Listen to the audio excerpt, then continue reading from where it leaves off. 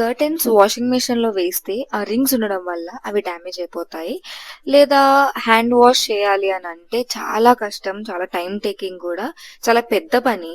So, మేమైతే ఈ trick use చేస్తాము. వాషింగ్ మెషిన్‌లో వేస్తామనమాట కర్టెన్స్. సో, ఇలా వీడియోలో చూపిస్తున్నట్టు ఈ విధంగా కర్టెన్స్ ఫోల్డ్ చేసి ఆ రింగ్స్ నుంచి థ్రెడ్‌తో టై చేయాలనమాట. నేనైతే 3 కర్టెన్స్ ఒకేసారి కలిపి టై చేశాను.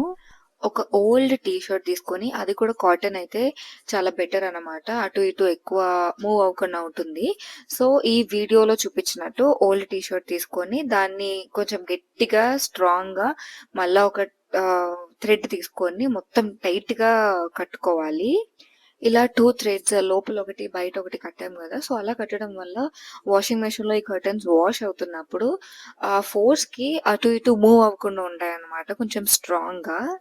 సో, అవి మంచిగా వాష్ అయిపోయాక మళ్ళా థ్రెడ్ రిమూవ్ చేసుకొని మనం డ్రై చేసేసుకోవచ్చు.